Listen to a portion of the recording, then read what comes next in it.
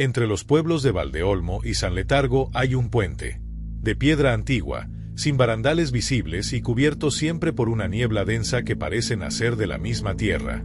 Nadie sabe con certeza quién lo construyó ni cuándo.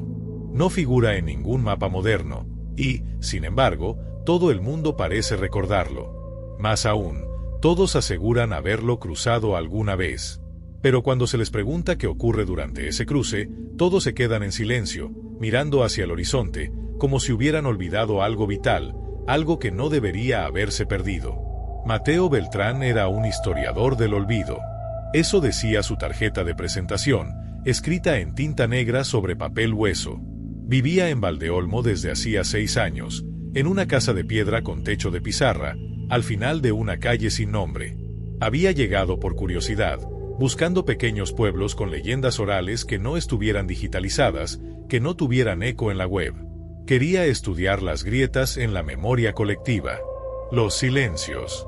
Cuando escuchó hablar del Puente de la Niebla, su atención se encendió como una cerilla.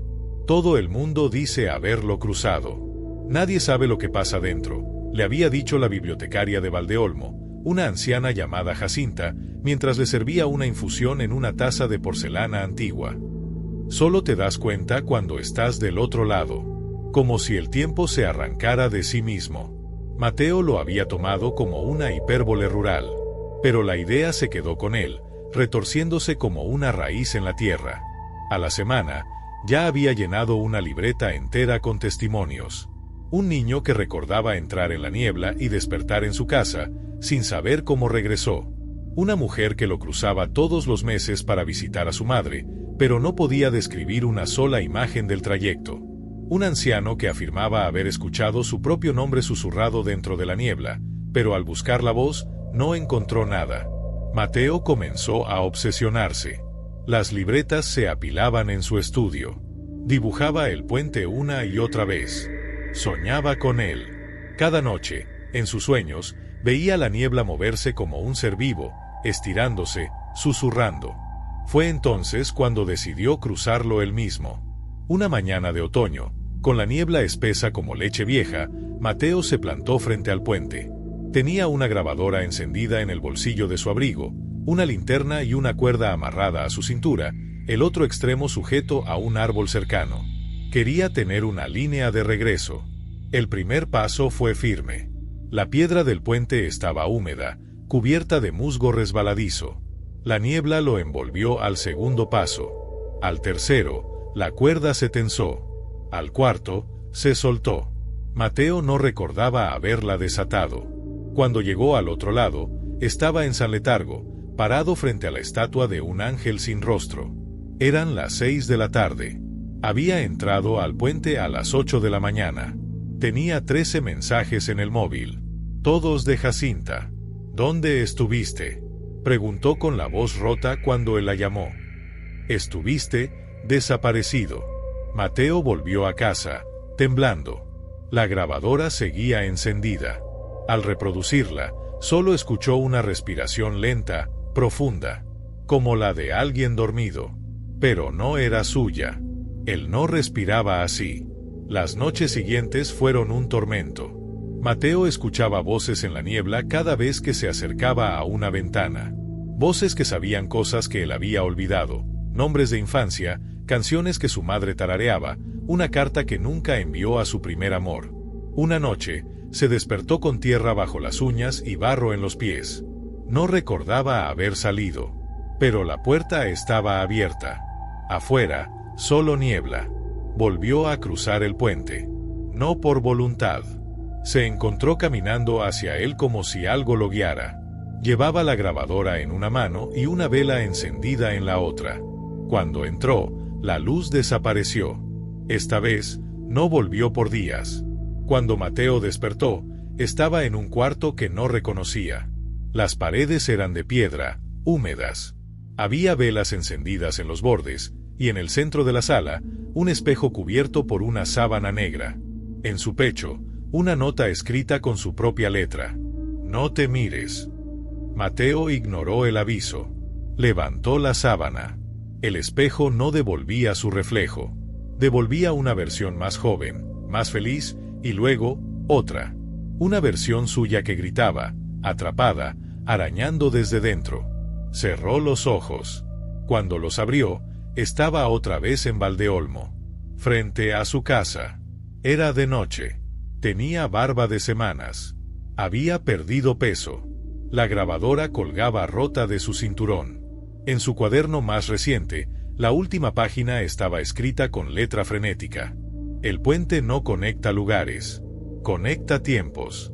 Somos fragmentos. Y cuando cruzas, dejas algo atrás.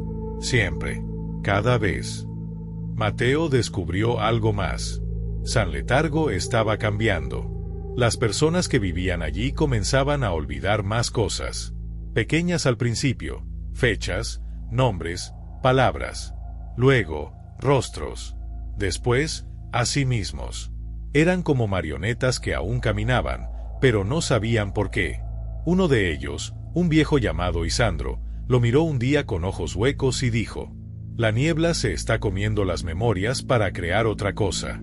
Una memoria nueva. Un lugar dentro del puente. Una ciudad de olvidos». Mateo empezó a recibir cartas firmadas con su nombre, pero que él no había escrito. En ellas, alguien describía un lugar sin cielo, sin sol, donde las almas susurraban fragmentos de vidas olvidadas. Un lugar llamado intersticio. Y entonces lo entendió. Cada vez que cruzaba, algo de él se quedaba atrapado. Esta vez, Mateo se preparó. Llevó una lámpara de carburo, cuadernos encuadernados en cuero, su sangre firmada en una hoja y grabadoras escondidas en distintos compartimentos. Se ató el cuerpo con campanas de cobre, que sonarían si se movía sin darse cuenta.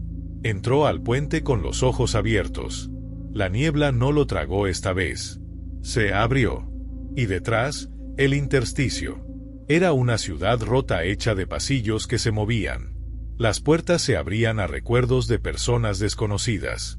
Una anciana lloraba frente a una cuna vacía.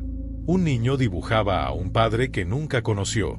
Un joven se ahogaba en una bañera sin agua, repitiendo una frase sin sentido: «No cruce, no cruce». Mateo caminó por días. No envejecía. No comía. Solo escuchaba. Aprendía. En el centro de la ciudad encontró una torre sin ventanas. Dentro, una figura cubierta de vendas, el arquitecto.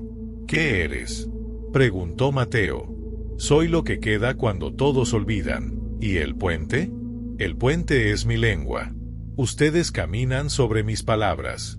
Cada paso es un verbo arrancado de su historia. ¿Por qué nos dejas cruzar? Porque ustedes siempre vuelven. Aunque no recuerden por qué». Mateo decidió quedarse. Para estudiar. Para documentar. Pero cada día se volvía menos él. Escribía en lenguas que no conocía. Soñaba con rostros que no eran suyos. Las campanas dejaron de sonar. Su reflejo comenzó a llamarse Matea, una versión invertida que caminaba al revés, recordando todo lo que él ya no podía. Un día, escribió la historia completa. Y la envió por carta, a sí mismo. Esa carta llegó a Valdeolmo, a la casa de piedra con techo de pizarra. La recibió una joven llamada Clara. Su madre, Jacinta, había muerto hacía semanas. Clara nunca había escuchado hablar del puente. Pero la carta terminó con una frase: «Cuando lo cruces, deja algo que no temas perder, porque a cambio, recibirás lo que no deberías recordar».